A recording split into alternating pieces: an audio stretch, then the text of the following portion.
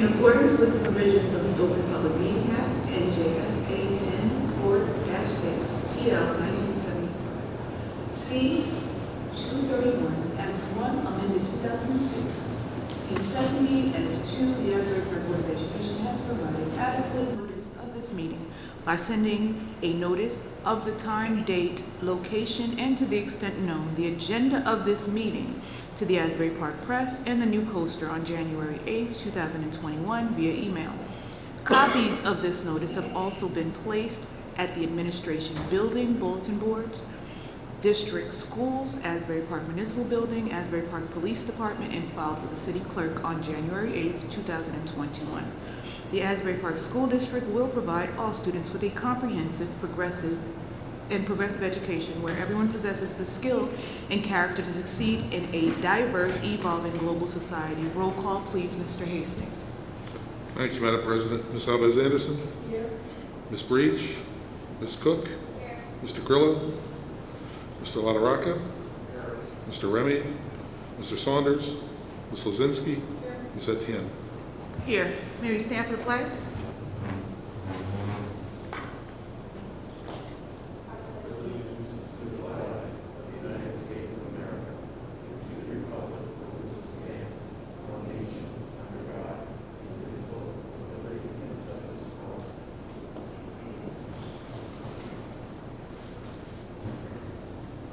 At this time, we'll do the committee reports. Let's start with Mr. LaRocca. Thank you. Finance Committee, you'll see on the agenda tonight requesting approval to go out to bid for new energy service company. Keep in mind some of the projects that we initially thought would be under this, we'd work with this ESCO on, are now being covered with federal funds where we're doing the HVAC. So we'll kind of work those in as we go, but we're still going to go ahead and competitively bid for a new company. The comprehensive annual financial report, there has been an extension. We're on track with the auditors coming late this month, and we expect to have the audit completed closer to the original date in December, even though there's been an extension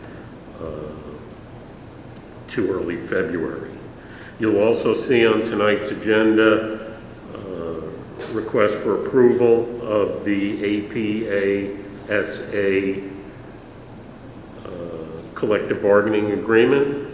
We had approved it as the negotiating committee. We're waiting for approval from the membership. That's been done, and you'll see it on the agenda tonight.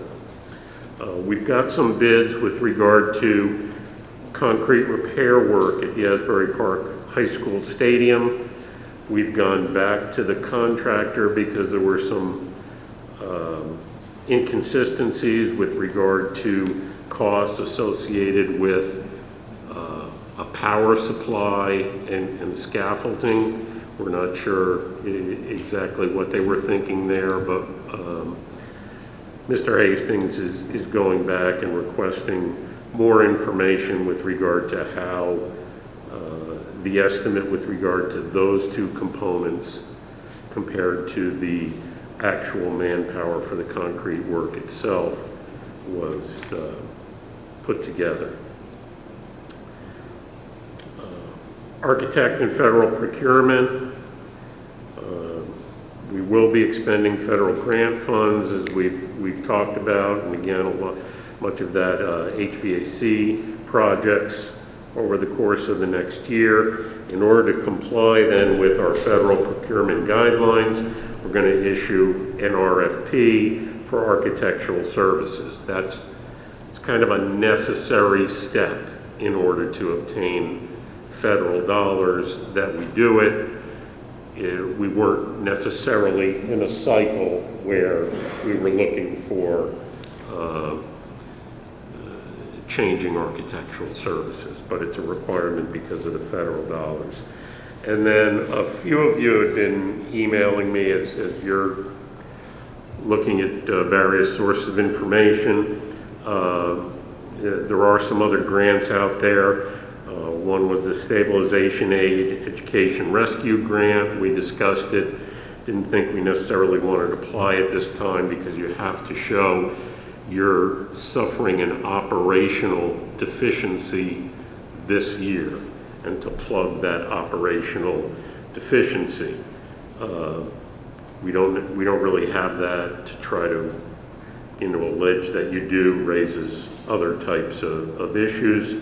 And then Dr. Adams also pointed out, not necessarily on tonight's agenda, but in the future there's going to be, you'll see, we haven't had consistency. A review of confidential secretaries in the administrative assistant area has not been consistent. The review has shown certain individuals are at that level but not assigned to that level, particularly in light of those that have been assigned to that level. So please be aware you're going to be seeing something along those lines. My experience has been, over the years, an individual perhaps makes a request, and over time there's just, some have requested, some have not, as facts have changed.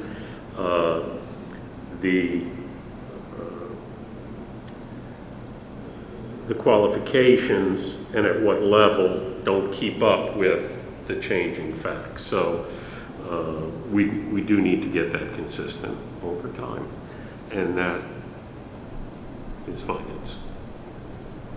Are there any questions or comments? Thank you, Mr. LaRocca. Ms. Cook? Good evening, everyone. Okay, so recommended board approval for the team of CTE Engineering Academy students and Mr. Kevin Gould to work in collaboration with the Dill Lake Commissions on the water quality and engineering project beginning September 2021 to October 2021, weather permitting. There is no cost to the district. Also looking for approval for MOU agreement between Asbury Park High School and Fairleigh Dickinson University for the Law and Public Safety CTE Academy. 26 students taking 3 credit courses at $801 per student. Total cost not to exceed $21,000.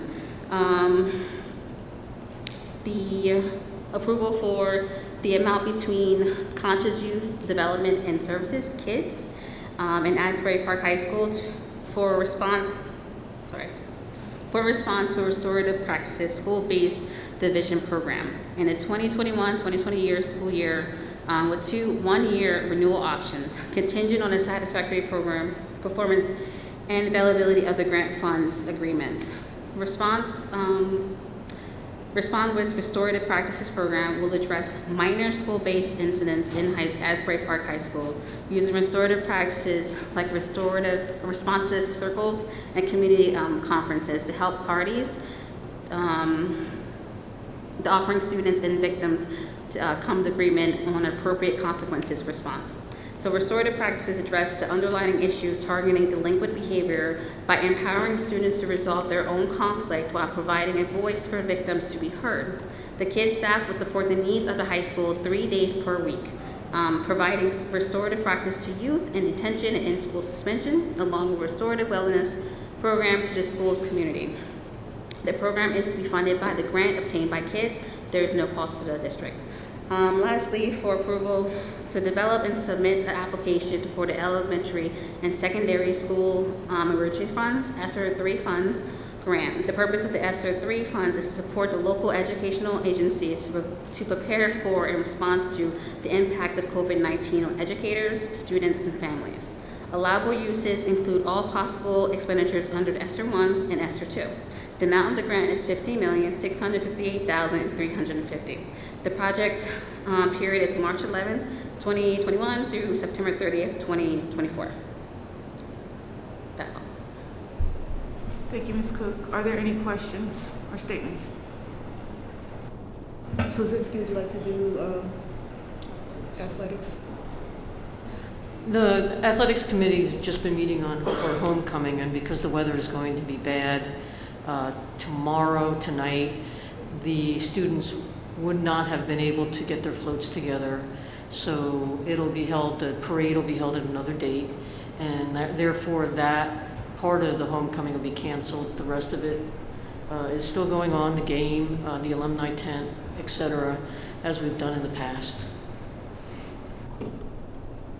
Thank you. Are there any questions or comments? Okay. Mr. Hastings, would you like to do buildings and grounds, please? Sure, thank you, Madam President. At Buildings and Grounds, we discussed facility use requests, and in keeping with the policy, we did have interest expressed. However, paperwork had not been submitted in time for this meeting, so we do have some things out there, but they're not on this agenda. We talked about the reopening and building inspections. We've continued to maintain compliance with the COVID guidelines that we've been practicing for the past 18 months in terms of cleaning and three-phase cleaning steps. We also had the fire inspector out to all buildings and conduct their inspection, and we're working on a couple small items that need to be corrected in terms of being in compliance with those. And those were things like deliveries that had been made, and the pallets need to be cleared out of the hallways, those sorts of smaller items. As Mr. LaRocca mentioned, we also discussed the stadium and the sort of multi-phase approach to making repairs to the stadium over several budgets, so we don't have to absorb the cost in any one budget. We did talk about, again, the architect and federal procurement compliance. And then the final thing we discussed was field access for the public, and in particular the high school track. Right now we have open access to all fields. Excluded right now is the playground here at Bradley that closes after dark, as well as the playground over at Barak, and the stadium is also closed off. So the committee discussed access to the track for the public and some of the pros and cons we've had, and they wanted to bring it up here so the fuller board could voice any comments or concerns, or send those in perhaps to Mr. Remy, the chair, so that we could review those in committee. Are there any questions or comments?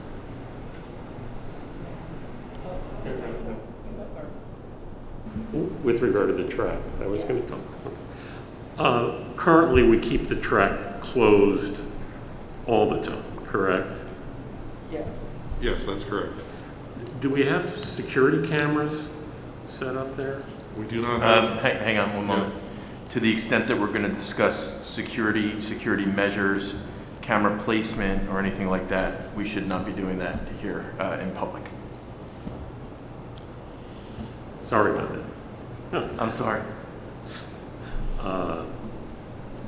Maybe something for an executive session then, as we get into what we might do. So that's what I had.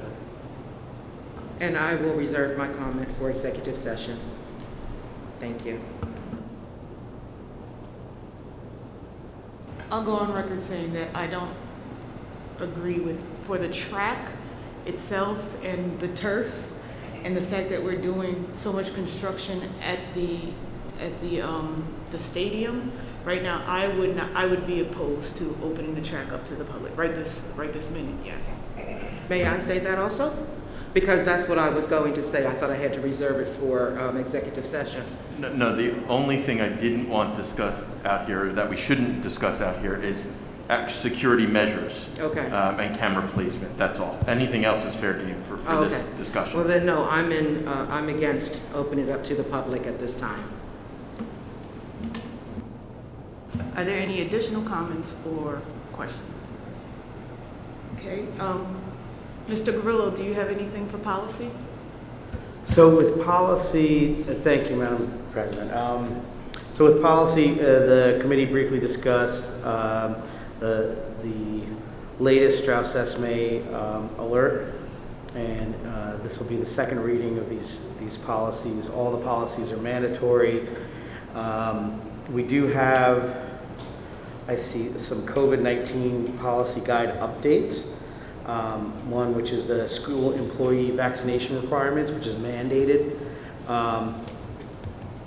Basically says that the board shall adopt and maintain a policy that requires all covered workers to either provide adequate proof that they've been fully vaccinated or submit to COVID-19 testing at a minimum of 1 to 2 times each week.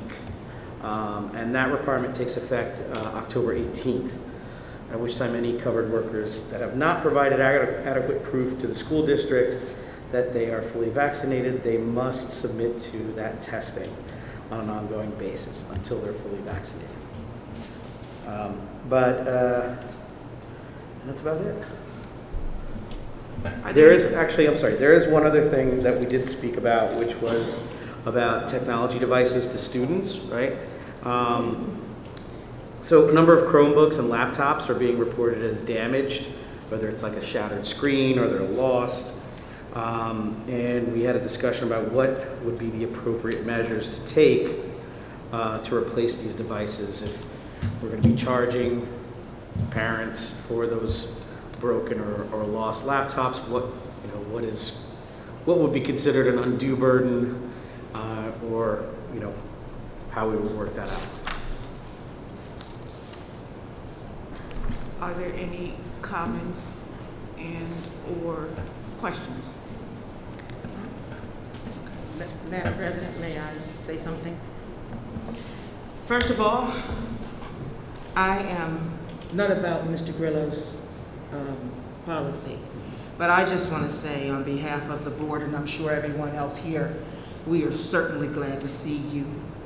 And so we welcome you back, welcome home, and I just want to applaud you.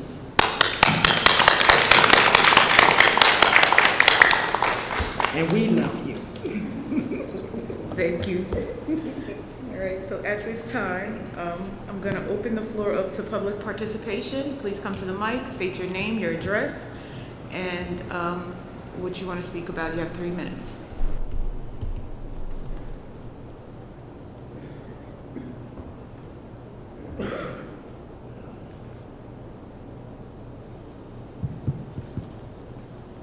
Hello, my name is Mrs. LaShawn Anderson Bray. I'm here on behalf of my daughter, Janasia Bray. I came to the last meeting because my daughter is supposed to be on home instruction. And I feel as though that I keep getting to run around, and every time I go to speak to someone, it's the pandemic. But I feel as though you all knew the school was going to be open. You wanted the school to be open. My daughter's on home instruction. I gave the letter. She is a pupil that you are receiving funding for, so she needs to get her adequate work so that she can stay with the class that she's in. As far as you speaking about Chromebooks, when my daughter received her Chromebook, it was already damaged. I'm pretty sure that you all should have, over to the side what you have to do for the children that are going to be home instruction or whatever. My daughter's not the only one, I'm pretty sure, that's not attending school, but she has a legitimate reason. She had a doctor's letter. But every time I turn around, they're pushing me off and it's the pandemic, but I'm pretty sure they're not saying that when you go to endorse your check and sign it or when you're getting these fundings for the children. My daughter deserves the proper education so that she can move on. And that's all I have to say. I'm worried about my daughter. I'm not worrying about any sports. I'm not worrying about the track. I'm not worrying about anything but my daughter's education. Thank you. Thank you.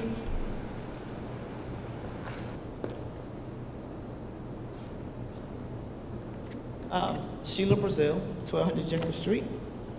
Is this for anything, or can I do it? This going on record, or can I wait till the regular meeting? I ain't here so long. Either one you want to do, you can do it now. Or So both of them going on record, or just They're both regular part of meeting? both part of the record, and we have an open session in both meetings. Cause I ain't did this in so long, so it's like, okay. Well, I'll probably do something now, and then I'll wait. I have, every year, we had, I don't know, some of y'all remember, some of y'all don't, the parental involvement policy.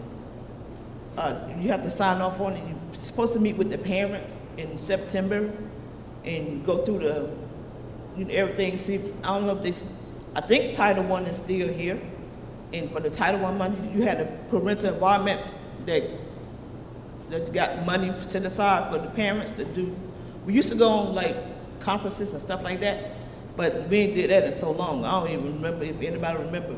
But I do, because I was involved. So we need to bring back the parent advisory council, and we also need to supposed to go through this policy in September to see if we need to add money or take money out. I know one time it was when April Sanders was here, it was used to pay her salary, but it's supposed to be signed off in October of, well, next month of every year. So I need to know, well, I'm asking now, since Dr. Lowe left, I don't think we have done this.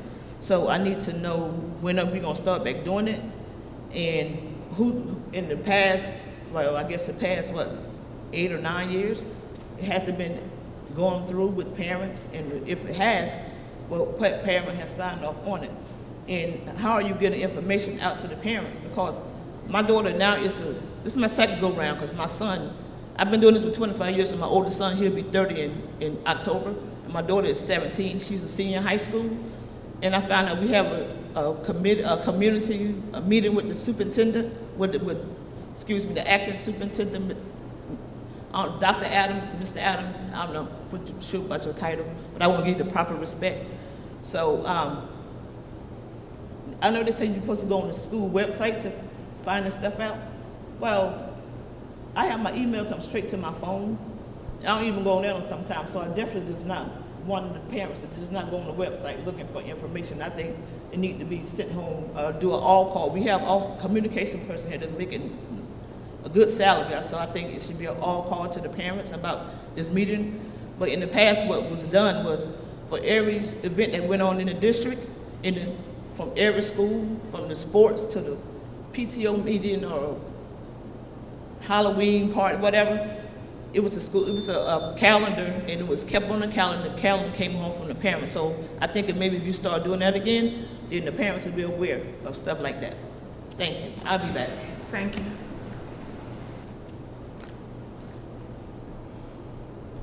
Any additional questions or comments? All right, so I have a random question I'm just, being that school is like fully in effect at the high school, and you have the you can't hear me? Oh. And well, my name is Catherine Miller, and I have a few kids at the high school. Oh, I don't want to tell my address. It's public, right? I'd rather not.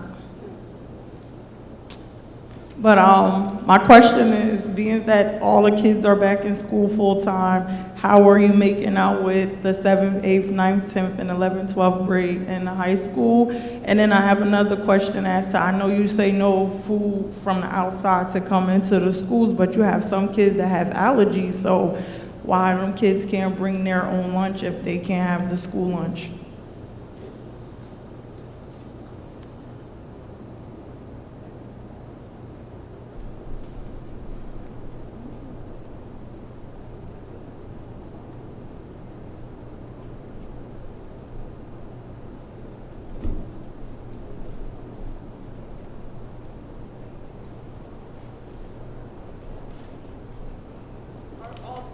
Is that all the questions you have, those 2 questions? Mm-hmm. Okay.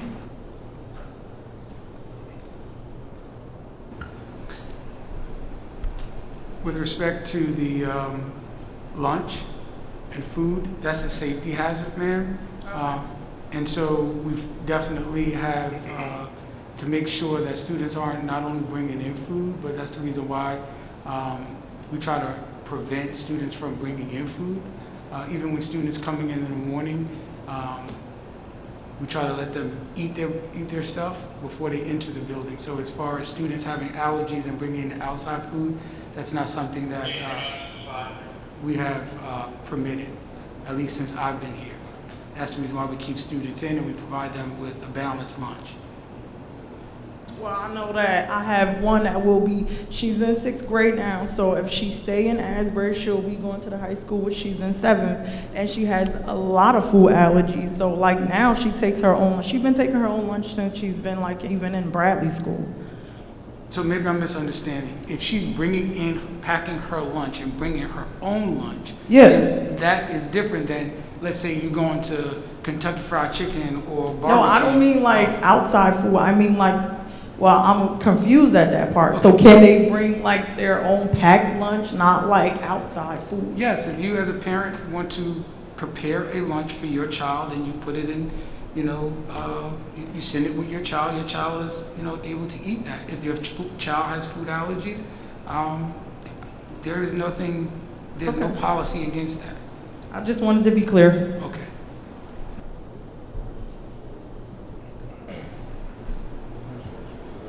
Yeah. Also, ma'am, we do have to make sure like peanut allergies and stuff like that. So all of our food, we don't have pork in our products or anything like that. So our school nurse also works with Sodexo to make sure that any food that we serve students is allergy sensitive. Okay, thank you. Okay, are there any additional questions or comments? No? Okay. Anything in the emails or phone calls? Mr. Schmidt, are there any calls from the online application? Nothing at the time. Okay, we do have 3 emails.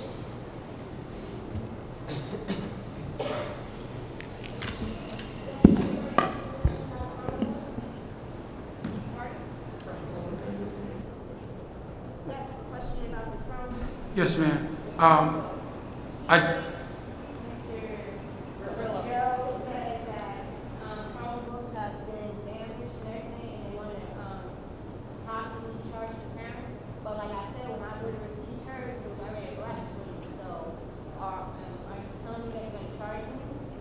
So, ma'am, to answer your question, one of the things that we have right now with our ID department, and that's one of their goals for that department, is making sure that they're tagging and doing an inventory of Chromebooks. Prior to the meeting, you and I discussed with Mr. Ruiz about getting your daughter the Chromebook. So you're going to come by and see Mr. Ruiz tomorrow. We're also just going to verify that the Chromebook that your daughter was provided in, that you said you've turned in the summer, that we have it accounted for, that Chromebook is actually operational or what have you, and then we'll move from there. So your concern has been fully understood. Mr. Ruiz will be working with you tomorrow. You'll come to central office and he'll support you in that effort. You're welcome.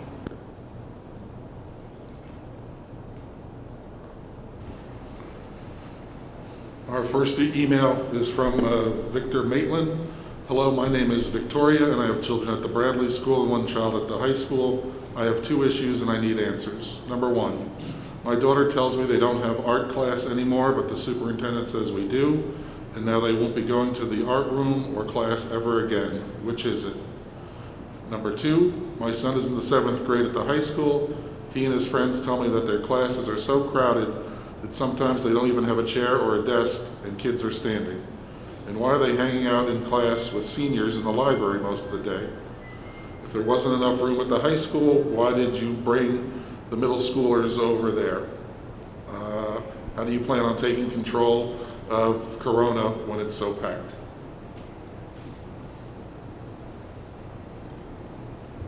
We have a second email from Ms. Allison Hoffman, special ed teacher. Dear Madam Board President, are you aware that several special education students are not getting their required educational services as per their IEP? Students are placed in the wrong classes and/or missing core content classes. We are completely out of compliance with state special education laws. When will this situation be corrected? And our final, I'm sorry. Did you want to Madam respond? President, being that is a staff member and responding to that staff member would be providing public commentary on someone that has not been raised, I would advise that. The question has been noted and we will and have been dealing with that. The final email is from Christine Hayes Schneider. Dear Madam Board President, the scheduling mess that has transpired since the start of school has only gotten worse. I want to make it clear that the school counselors are working very hard, and I am very grateful for the assistance that they have given. Nobody is blaming them for this situation. At the acting superintendent's community forum, he stated that we were only in day 9, and that kindergarten children have not even gotten to day 100. We're in day 11, and the schedules are still a debacle. This is unacceptable. To even make the kindergarten analogy is an insult. Special education students have had 5 to 6 different schedule changes in the short time they have been back in person learning. My students are frustrated and just want to have a consistent schedule. I am frustrated for them. When can we have this corrected? Why wasn't this completed prior to the school year beginning? Christine E. Hayes Schneider, special ed teacher. I will give the same advice to that staff member, and we are not out of compliance. There are no additional emails. Just for the record, the acting superintendent will respond to the emails off record. Okay, at this time, the public participation portion of our meeting is closed. And I'm going to be asking for a review of the agenda items. Dr. Adams?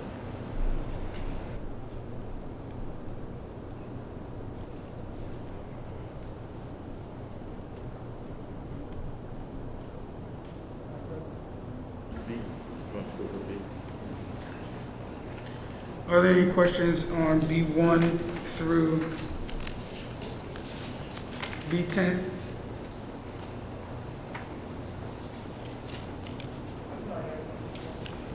Any questions on B1 through B10?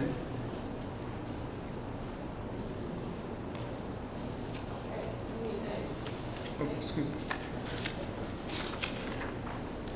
Excuse me.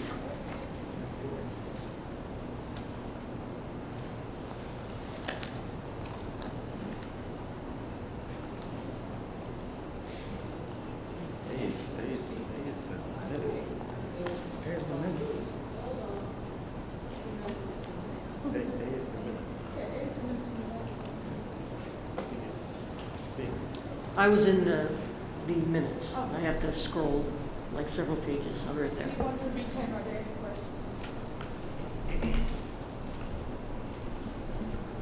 Mr. LaRocca? If we can just have a kind of a brief background on the after-school program. I saw a number of items there. Our 21st Century Grant not renewed, but we will have the after-school STEAM program, and just a brief recap of how things will be changing with our after-school program. Thank you for that question. As you know, community, we did not receive the 21st Century Grant renewal. We've had it for the last 5 years. As a result of us not receiving the 21st Century Grant, which was for $500,000 per year, we as a district have devised a way to take and utilize some of our ESSA funds with district funds in order to continue to provide the wraparound program services that this community has been accustomed to. So with the work of Mr. Ruiz, the Director of CNI, as well as Mr. Hastings, the BA, as well as our supervisors of CNI, came up with a program and a plan that was very consistent with what we had been providing, with minor revisions in terms of the time structure, but the services will be remaining the same.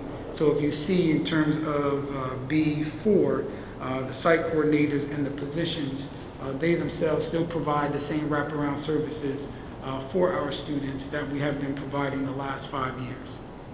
The plan is, over the next few years, is to scale the percentage of the ESSA funds with district funds to eventually be able to provide this program and support this program wholly on district funds. that we once utilized grant funds for. Thank you, Dr. Adams. Mr. Hastings? Thank you, Madam President. Chair, can I go back to E with a couple more questions? Our road forward plan, will we be posting that on our website? Yes, this evening it has to be board approved prior to us posting it. Once the board approves it, it will be posted under the tab on our district webpage, COVID resources. And one final one is in the area of personnel, so before Mr. Weiss jumps on me.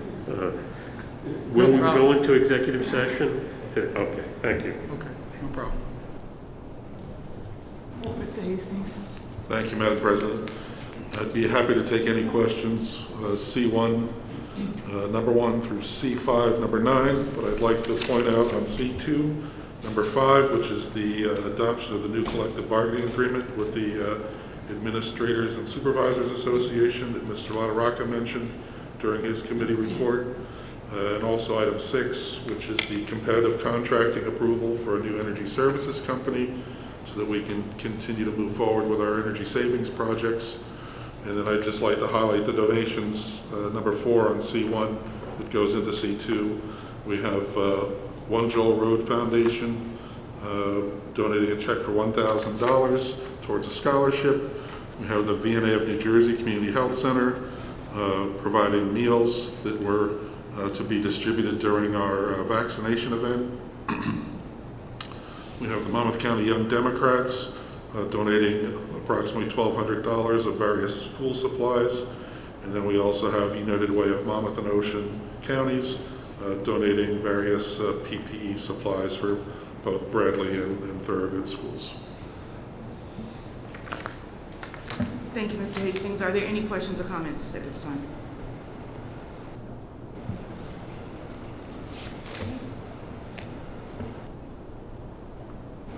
Whereas the Open Publics Meeting Act will allow for the exclusion from discussion at the public portion of a meeting of certain matters as outlined below, and whereas the Asbury Park Board of Education wishes to discuss such matters, made and will make such discussions public when a proper conclusion has been reached, now therefore be resolved that the September 23, 2021 Asbury Park, New Jersey, for the purpose as outlined and described below, upon return action may be taken.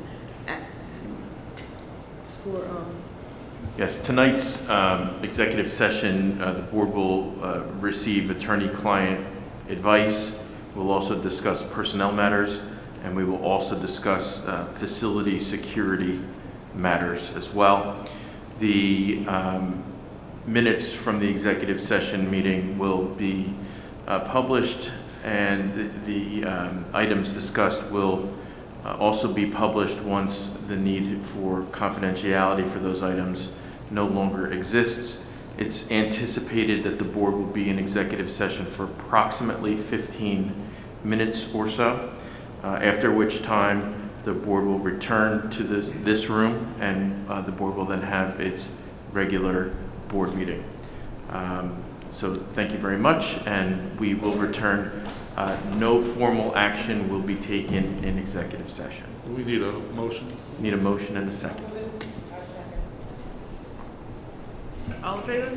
Aye. Let's go.